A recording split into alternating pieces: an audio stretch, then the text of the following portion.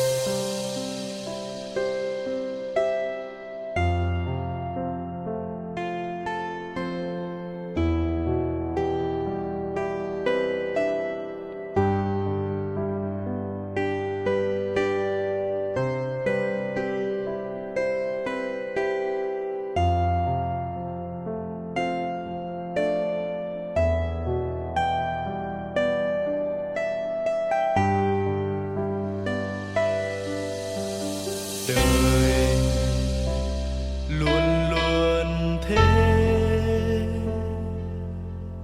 hãy sống và yêu thật lòng. Có ai biết trước ngày mai như thế nào, hãy cứ trân trọng xung quanh ta. Cười lên, ngày mai đã đến. Ta cảm ơn cuộc đời đã cho ta thấy bình minh. Hạnh phúc là đây, tìm kiếm đâu chỉ xa vời.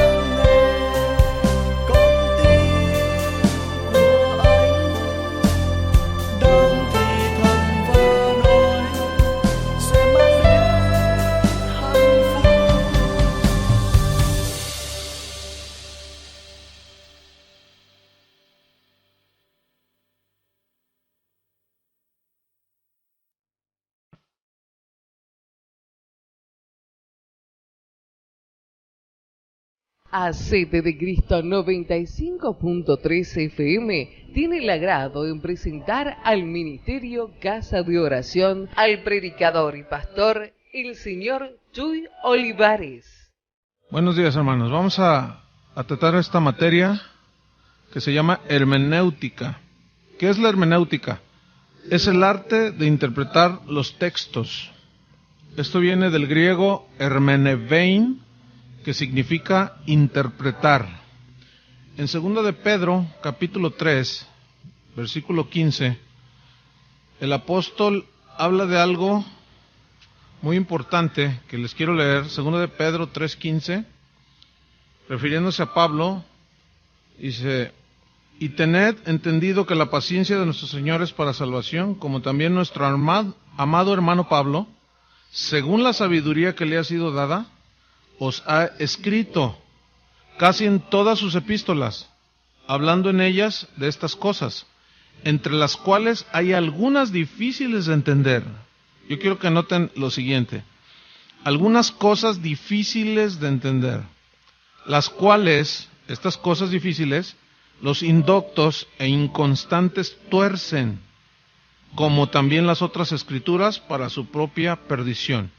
Dice aquí que hay algunas cosas difíciles de entender, las cuales los indoctos, ¿qué es un indocto? Alguien que no está versado, entendido en cierta materia, en este caso las escrituras. ¿Y qué es un inconstante?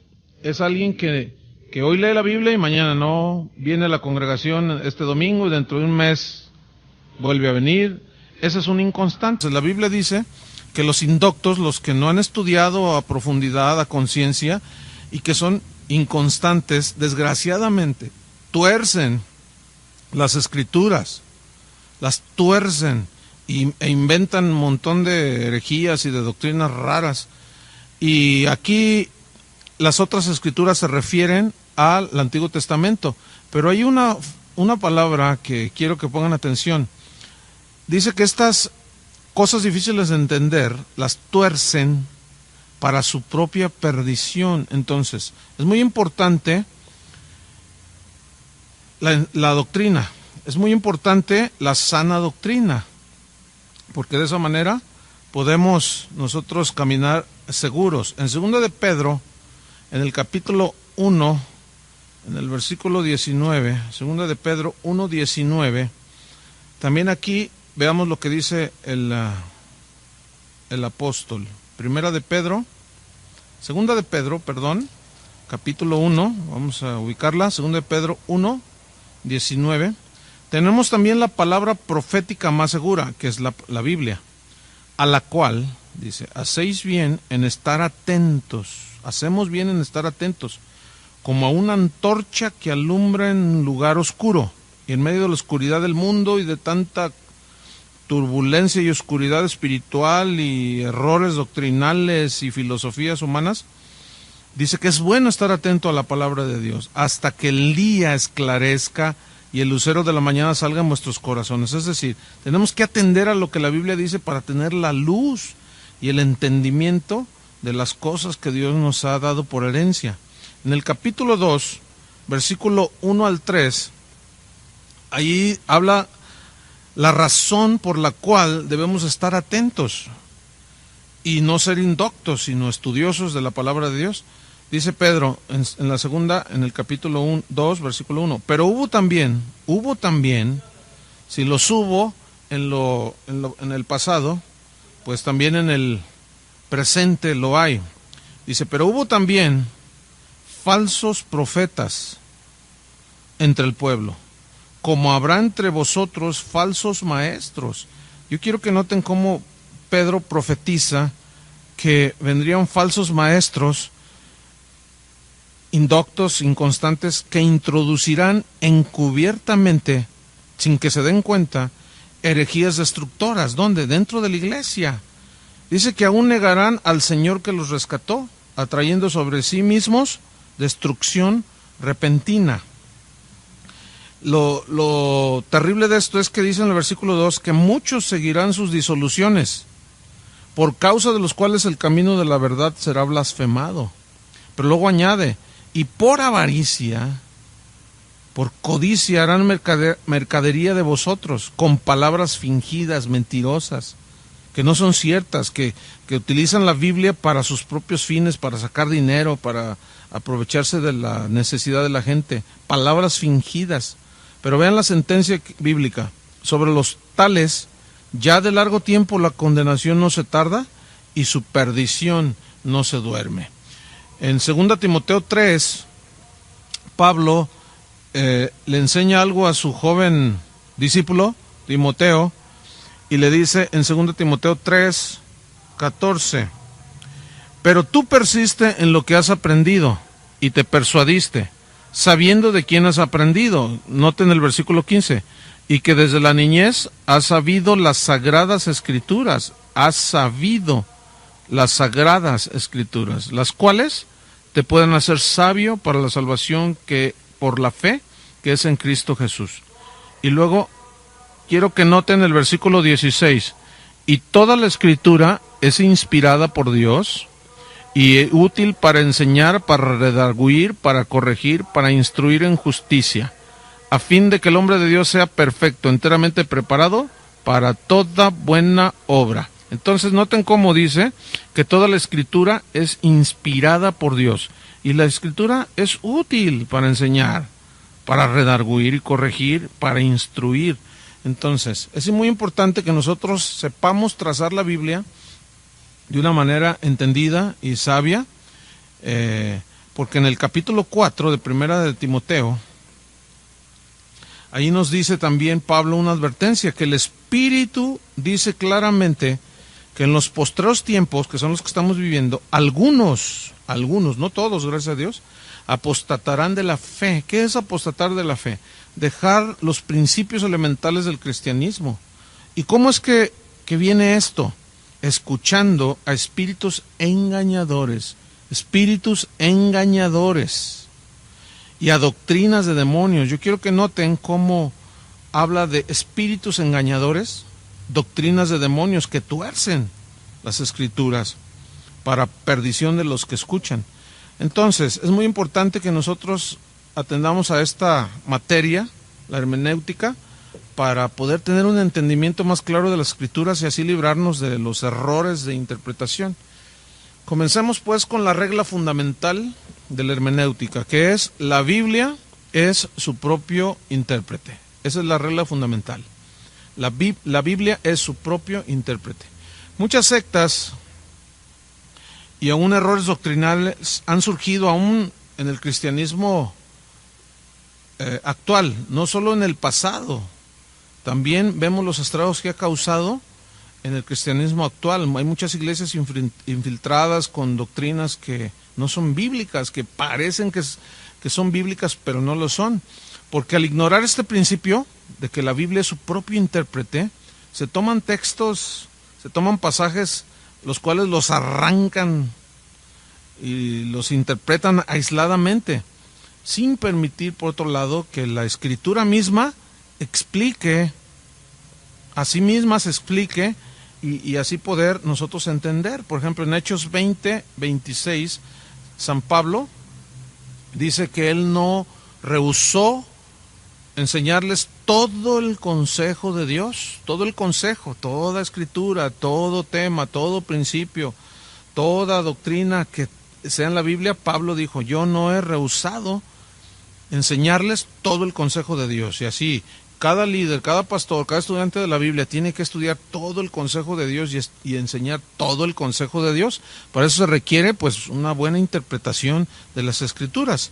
Si nosotros aprendemos este principio de que la Biblia se interpreta a sí misma, no solo entenderemos los textos, sino las doctrinas cristianas, y ellas son las que van a marcar nuestra fe, nuestra conducta y nuestra moral. Entonces es muy importante. Les voy a hacer una pregunta: ¿quién fue el primer intérprete de la palabra de Dios? ¿Ya lo pensaron? Satanás, exactamente. Satanás fue el primero. Pero ¿cómo la interpretó? ¿Cómo interpretó la orden de Dios? Mal. Torció su significado. En Génesis 3, del 1 al 7, ahí habla cuando Dios puso al hombre en el huerto Y como Dios le dijo, mira, de todos los árboles del huerto podrás comer, pero menos de este. Le dio libre voluntad, capacidad de decidir por sí mismo. Pero la insinuación y el engaño de Satanás vino cuando a Eva le dijo, con que Dios os ha dicho. Es decir, puso en tela de duda el mandamiento de Dios. Y le dio a entender, no, mira, en realidad Dios es un Dios egoísta. ¿Cómo es posible que...? Y le hizo a ver que pusiera sus ojos en solamente un árbol, cuando Dios, que es un Dios que los bendijo en abundancia, le dijo, de todos los árboles del huerto podrás comer. Entonces vemos cómo desde allí Satanás siempre trata de enfocar, en este caso, en la prohibición que Dios les estaba haciendo y magnificarla. Y eso es lo que Satanás sigue haciendo hasta el día de hoy. Tuerce la interpretación, la interpreta mal y tuerce el significado original que Dios le dio a su palabra. Otro ejemplo muy claro lo vemos en Mateo capítulo 4, versículos 1 al 7, cuando Jesús es llevado por el Espíritu para ser tentado. Y dice la Escritura que Satanás le hizo 3 tentaciones. Le dijo, si eres hijo de Dios, di que estas piedras se conviertan en pan. Y Jesús le responde, escrito está, Satanás, no solo de pan vivirá el hombre. Fíjense, Jesús sabía que él era el Hijo de Dios, pero ¿por qué le dijo, si eres hijo de Dios? Estaba tratando de desvirtuar el propósito por el cual Jesús vino. Sin embargo, Jesús se protegió con la misma palabra de Dios y le dijo, escrito está, Satanás, no solo de pan vivirá el hombre, sino de toda palabra que sale de la boca de Dios. Entonces le dijo, escrito está, ya está establecido, ya está... Dios estableció su palabra para que sea nuestra regla de fe, de conducta y de nuestros principios que rigen nuestra moral. Enseguida Satanás hace una segunda tentación y le dice, mira, dice que lo llevó a un lugar alto y le dijo, tírate.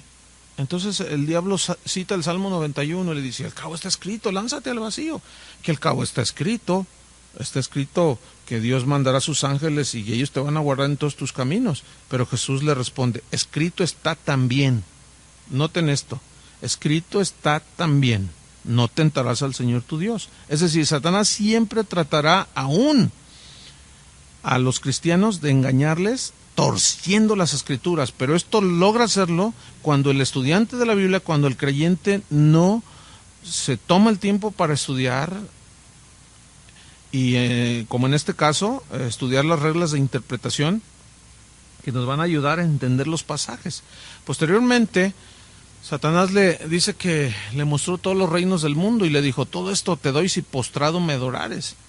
Y Jesús le dijo, vete, Satanás, porque escrito está. Yo quiero que noten que las 3 veces, las 3 tentaciones de Satanás a Jesús, Jesús dijo, escrito está, escrito está, escrito está. Pero yo quiero que noten, por otro lado, cómo Satanás solo le ponía el lado A, pero Jesús le cambiaba el cassette al lado B. ¿Por qué? Porque así tiene que ser. Tenemos que ver el contexto general de la Biblia. Entonces, él torció su significado y lo seguirá haciendo. Y esta materia nos va a ayudar a protegernos de ese mismo error. Ok, vamos a ver la primera regla de interpretación. Dice así, se deben tomar las palabras en sentido figurado, es decir, se toman según el uso ordinario de la época en que se escribió. Por ejemplo, en Génesis 6:12 dice que toda carne se corrompió y su camino se corrompieron. Bueno, si nosotros lo interpretamos en sentido literal, pierde sentido y el significado pues no es el correcto, pero si lo tomamos en sentido figurado, en el uso ordinario de ese tiempo, son expresiones propias que se conocen como hebraísmos, que son expresiones propias de los judíos, pero en los diferentes tiempos ellos tenían expresiones propias, así como nosotros decimos mexicanismos, ¿verdad? Por ejemplo, nosotros tenemos expresiones muy nuestras, ya te cayó el 20 para decir, ¿ya entendiste? Entonces, ellos usaban también palabras propias de su tiempo, y entonces aquí aparece carne, pero aquí carne son personas, y caminos son conductas, formas de vida. que ellos tenían. En Lucas 14, versículo 26, allí Jesús habla: el que no aborrece a su padre y a su madre no puede ser mi discípulo. Pero aquí esto es lo que conocemos como un hebraísmo, es decir, una expresión propia que tenían los judíos, que significa amar menos. Otra aclaración es cuando nosotros vamos al original griego en el que se escribió, y ahí aparece la palabra miseo, que significa precisamente amar menos. Y este versículo, al sacarlo de su contexto, a no entender que es una expresión propia de los judíos, que no significa odiar, sino preferencia, es decir, amar menos, darle a Dios el primer lugar, esto provocó el surgimiento de una de las sectas más diabólicas que se conocen como los niños de Dios. Ahorita creo que ya se cambiaron el nombre porque ellos evangelizaban mayormente a gente joven, y ellos les decían que tenían que aborrecer a su padre y a su madre. Pero en Mateo 10, versículo 37, Jesús hace, aquí viene ya más claro el versículo: el que ama padre o madre más que a mí no es digno de mí. Entonces tenemos que nosotros conocer todas estas expresiones, ¿verdad? Entonces, repito, la primera regla es tomar las palabras en sentido figurado, según el uso ordinario de la época en que se escribió. Y para eso, bueno, hay que estudiar comentarios que hablen de expresiones de la época. No es una tarea sencilla, es ardua, pero vale la pena. ¿Ok, hermanos? Ok. Bien, la segunda regla de interpretación bíblica dice así: tomar las frases o las palabras en el sentido que indica el conjunto de palabras que rodean la frase. Es decir, déjame ponerle un ejemplo. Fe, la palabra fe, ordinariamente significa creer, significa confianza, pero por ejemplo, en Gálatas 1.23, déjeme leerle, Gálatas 1.23, allí aparece esta palabra, y vamos a entenderla conforme, vamos a tomar las palabras, las frases, en el sentido que indica el conjunto de palabras, es decir, toda la expresión que rodea la frase. Entonces, dijimos en Gálatas, capítulo 1, versículo 23, San Pablo dice lo siguiente: solamente que oían decir, aquel que en otro tiempo nos perseguía, ahora predica la fe que en otro tiempo asolaba. Aquí fe no es confianza. Aquí fe es, es el Evangelio, exactamente la doctrina del Evangelio. Predica la fe, la doctrina del Evangelio. En Hechos 17:31, vamos a ver allí qué dice la Escritura y cómo la palabra fe tiene un significado diferente. Hechos 17, versículo 31, por cuanto ha establecido un día en el cual juzgará al mundo con justicia, por aquel varón a quien designó, dando fe a todos con haberle levantado de los muertos, dando fe, dándoles prueba, ¿sí? Dándoles pruebas irrefutables. Aquí fe entonces es constatando por medio de pruebas visibles de que Él resucitó. Entonces aquí fe no es confianza, aquí fe no es doctrina, sino que el conjunto de las palabras que rodean la frase es lo que le da la interpretación. ¿Están entendiendo? Bueno, vamos a ver otra palabra. Es como esto, cuando un abogado dice, doy fe de estos bienes. ¿Qué significa eso? Doy fe, doy constancia de que aquí están estos bienes. Otra palabra, la palabra salvación. Usualmente salvación significa salvación, liberación del pecado y sus consecuencias, del infierno, etcétera, etcétera. Pero, por ejemplo, en Hechos 7, en el versículo 25, Hechos 7:25, vamos a ver qué dice allí. Está hablando aquí Esteban, Hechos 7:25, pero él pensaba, o sea, Moisés, que sus hermanos comprendían que Dios les daría libertad. Aquí aparece libertad, en algunas versiones aparece salud o salvación, que les daría salvación por mano suya, mas ellos no lo habían entendido así. Entonces aquí, bueno, en este pasaje ya está mejor traducido y significa pues una libertad literal de Egipto, ¿no? Una salvación. En Romanos 13, en el versículo 11, Romanos 13:11, Vamos a ver qué dice. Y esto conociendo el tiempo que es ya hora de levantarnos del sueño, porque ahora está más cerca de nosotros nuestra salvación que cuando creímos. A ver, pastor, a ver, explíqueme. ¿Cómo? ¿Que no soy salvo? Entonces, ¿por qué dice que está más cerca de nosotros nuestra salvación que cuando creímos? ¿Qué significa aquí salvación? Significa la venida de Cristo. Está más cerca la venida de Cristo que cuando creímos. Entonces, salvación, noten los diferentes significados que te lo da a tomar el conjunto de la frase toda. Entonces, no podemos sacar arbitrariamente y darle interpretaciones arbitrarias, como ahí en Timoteo, donde dice que la mujer se salvará engendrando hijos. Bueno, no es salvación de condenación, sino allí habla de será sólida en su carácter, salvará su testimonio. En Hebreos capítulo 2, vamos a ver qué dice allí. Ahí está otro ejemplo, en el versículo 1. Dice, por tanto, es necesario que con más diligencia atendamos a las cosas que hemos oído, no sea que nos deslicemos. Yo quiero que ustedes noten esta frase, a las cosas que hemos oído. Si ustedes ven el capítulo 1, versículo 1, dice que Dios, habiendo hablado muchas veces y de muchas maneras en otro tiempo a los padres por los profetas, en estos posteriores días nos ha hablado por el Hijo, a quien constituyó heredero de todo y por quien asimismo hizo el universo. Ok, habló de muchas maneras, pero en esos posteriores días a través de su Hijo. Entonces, él está hablando de no ser duros de corazón, en fin, pero en el versículo 1 del capítulo 2, por tanto, es necesario que con más diligencia atendamos a las cosas que hemos oído, no sea que nos deslicemos. Porque si la palabra dicha por medio de los ángeles fue firme, y toda transgresión y desobediencia recibió justa retribución, escuchen el versículo 3, ¿cómo escaparemos nosotros si descuidamos una salvación tan grande? Ahí salvación, ¿qué es? Es el mensaje. Aquí no está hablando de si se pierde o no la salvación. Aquí salvación es si descuidamos lo que hemos oído. ¿Y qué hemos oído? El mensaje, ¿sí? La cual, o sea, esta salvación tan grande, habiendo sido anunciada, ahí está, la proclamación del Evangelio, primeramente por el Señor, nos fue confirmada por los que oyeron, que el mensaje, ¿sí?, del Evangelio.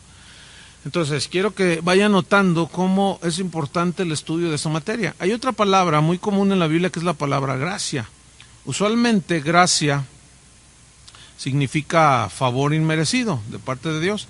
Pero en Efesios 2:8 dice que somos salvos por gracia. Por gracia sois salvos por medio de la fe. Y aquí gracia es misericordia y bondad. Por ejemplo, fíjate, algo más claro todavía en Hechos 14, en el versículo 3, Hechos 14:3, y quiero que noten esto, Hechos 14, versículo 3, dice, por tanto se detuvieron allí mucho tiempo hablando con denuedo, confiando en el Señor, el cual daba testimonio a la palabra de su gracia, concediendo que se hiciesen por las manos de ellos señales y prodigios. Allí, la palabra de su gracia, ¿qué es? Según el contexto de la frase, el conjunto de la frase, la predicación del Evangelio, muy bien. Hay otra palabra muy común que es la palabra carne. Usualmente, es una expresión muy judía esa, y del tiempo de Jesús, y bueno, desde el tiempo de muchos años, la palabra carne usualmente significa persona. Por ejemplo, en Efesios 6:12 dice, porque no tenemos lucha contra carne y sangre. O sea, no nos vamos a pelear con un filete, ¿verdad? Tampoco, no. Carne y sangre son personas, entonces se debe de entender así, porque no tenemos lucha contra personas, sino contra huestes espirituales de maldad. Nuestra lucha verdadera no es contra personas, sino contra huestes espirituales de maldad. En Ezequiel 36:26, ahí hay una promesa del Señor de que quitará el corazón de piedra y nos dará un corazón de carne. A ver, ¿cuántos tienen corazón de piedra? ¿A qué se refiere corazón de piedra? Obviamente no es literal, se refiere a una dureza espiritual. Pero ¿qué significa entonces? Que quitará esa dureza del corazón y nos dará un corazón de carne, que no es de carne, sí, de carne natural, sí. Pero ¿a qué se refiere carne aquí? Aquí no es persona, aquí carne se refiere a una actitud dócil.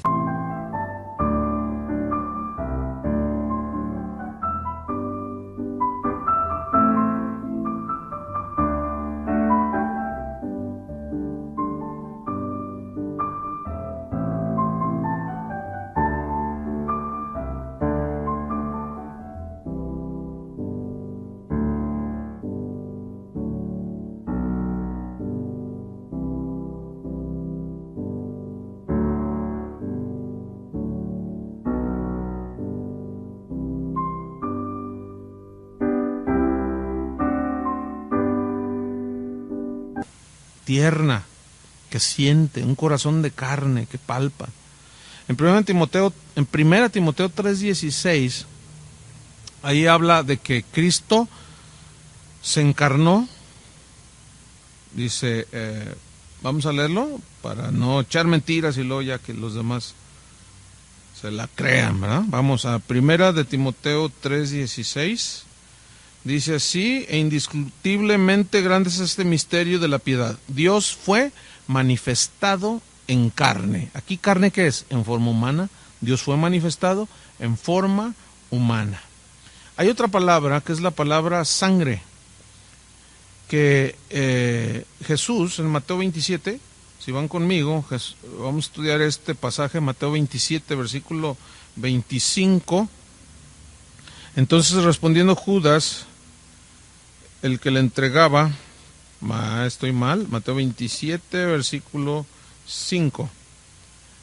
25 pues. Mateo 27, 25. Respondiendo todo el pueblo dijo: su sangre sea sobre nosotros y sobre nuestros hijos. Esto habla cuando Jesús está siendo sentenciado y está delante de Poncio Pilato y le dice: ¿a quién quieren que les suelte? ¿A Barrabás o a Jesús? Y todos gritaban: ¡a Barrabás! De ahí nacieron las barrabasadas.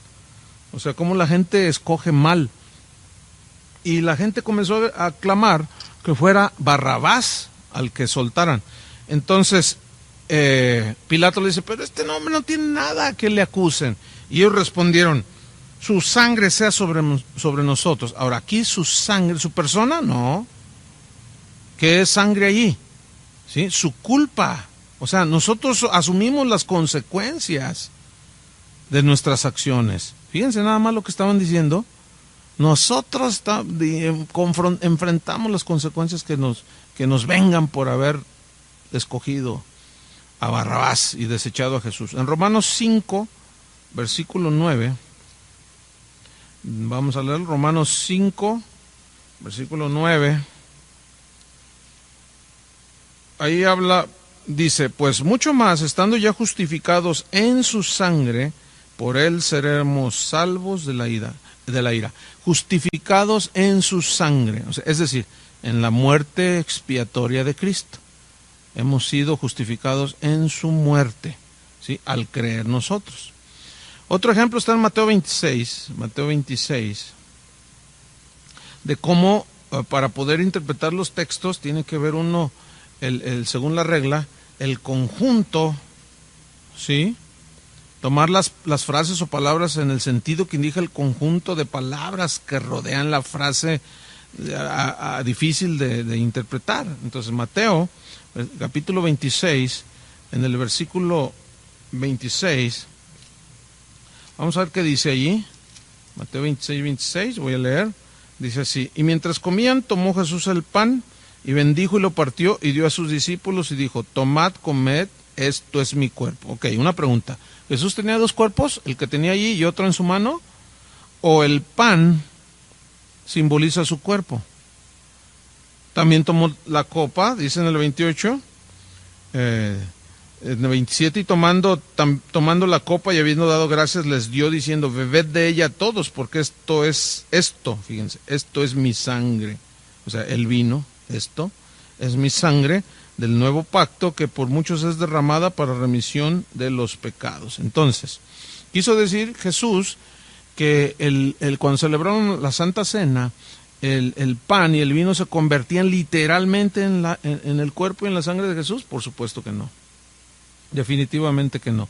Y esto ha sido uno de los errores más aberrantes dentro del catolicismo romano, porque ellos afirman que creen en la transubstanciación, y es una doctrina que inventaron de que el cuerpo y la sangre de Jesús, de que el pan y el vino se convierten literalmente en el cuerpo y la sangre de Jesús, pero no es así. ¿Por qué? Porque el mismo conjunto de la frase nos indica que es algo simbólico. Por eso Pablo dijo, yo recibí lo mismo que dijo el Señor Jesús, la noche que fue entregado, habiendo tomado el pan, lo partió y les dijo, tomad, comed, esto es mi cuerpo. Y tomando asimismo la copa, les digo, beban de ella todos, porque no la volveré a beber con vosotros hasta que estemos en el reino de mi Padre.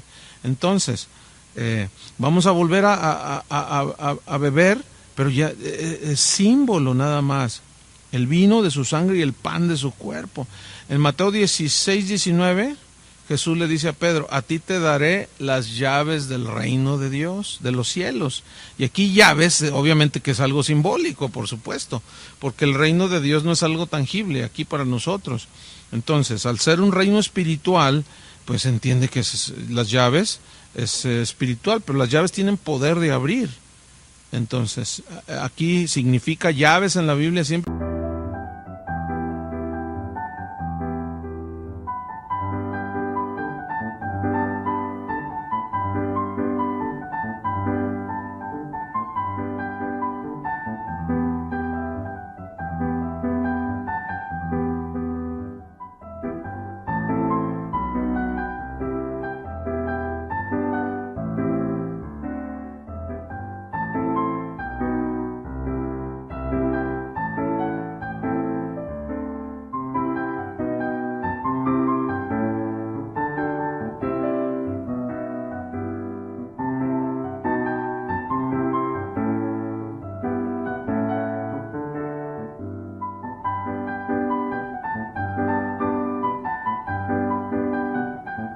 Que tú veas llaves es autoridad. Entonces yo te doy la autoridad para que abras el reino de los cielos, y esto se ve en Hechos capítulo 2, cuando Pedro, en este caso, predica en el día de Pentecostés y la gente se convierte. ¿Qué debemos de hacer para ser salvos? Y Pedro les predica el evangelio y les abre las puertas del reino de los cielos. ¿Ok? Bien, vámonos sobre la tercera regla. La tercera regla de interpretación bíblica dice así: tomar las palabras en su contexto, es decir, los versículos anteriores y posteriores, para poder tener una correcta interpretación de las Escrituras. Por ejemplo, en el Evangelio de San Juan, Jesús está dando una disertación aquí. Están los fariseos, los que no lo querían, estaban sus discípulos, y Jesús da un discurso que es de los más espirituales y enriquecedores dentro del mensaje de Jesús. Él está hablando, en el versículo 53, Jesús les dijo, de cierto os digo, si no coméis la carne del Hijo del Hombre y bebéis su sangre, no tenéis vida en vosotros. El que come mi carne y bebe mi sangre tiene vida eterna, y yo le resucitaré en el día postrero. Porque mi carne es verdadera comida y mi sangre es verdadera bebida. El que come mi carne y bebe mi sangre, en mí permanece y yo en él.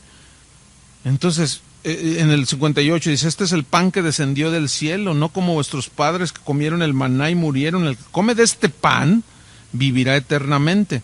Ahora, estas palabras para los judíos, que eran escrupulosos en cuanto a la comida, si Dios les había dicho que ellos no debían comer carne inmunda y mucho menos carne humana, cuando Jesús les dice, el que no coma mi carne, beba mi sangre, no, pues sonaba aberrante, pero ellos no estaban entendiendo, ellos lo estaban tomando literal. ¿Cómo es posible que nos diga que, de hecho ellos mismos mencionan, cómo es posible que nos dé a comer su carne y a beber su sangre? ¿Qué le pasa a este hombre?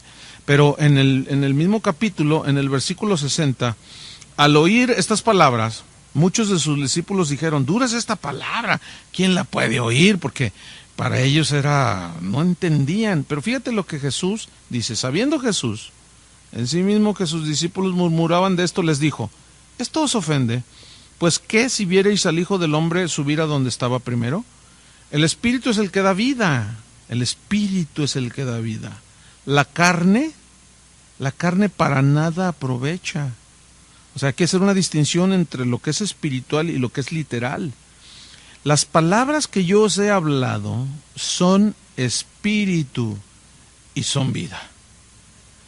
¿Son qué? Espíritu y son vida.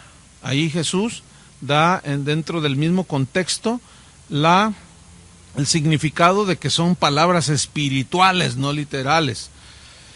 Ahora vamos a estudiar Mateo 18, donde hay 3 versículos que dentro de la iglesia cristiana se han desatado algunas doctrinas que no tienen nada de bíblico, porque han sido sacadas de su contexto y se les ha dado la interpretación que han querido.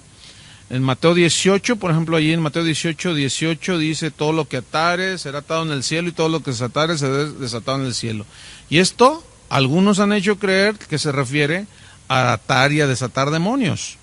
En el versículo 19 habla de si 2 o 3 se ponen de acuerdo acerca de cualquiera cosa que pidieran, les será hecho por mi Padre.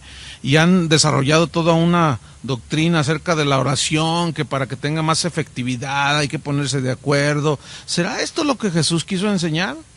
En el versículo 20 habla: porque donde están 2 o 3 congregados en mi nombre, ahí estoy yo en medio de ellos. Y este texto es infaltable que sea citado en reuniones donde muchas veces hay poca gente y los hermanos no llegan y el pastor se la saca de la manga y comienza: somos poquitos pero benditos. Pero como Jesús dijo, donde están 2 o 3 congregados en mi nombre, ahí yo estoy en medio de ellos. Pero realmente eso fue lo que Jesús quería decir.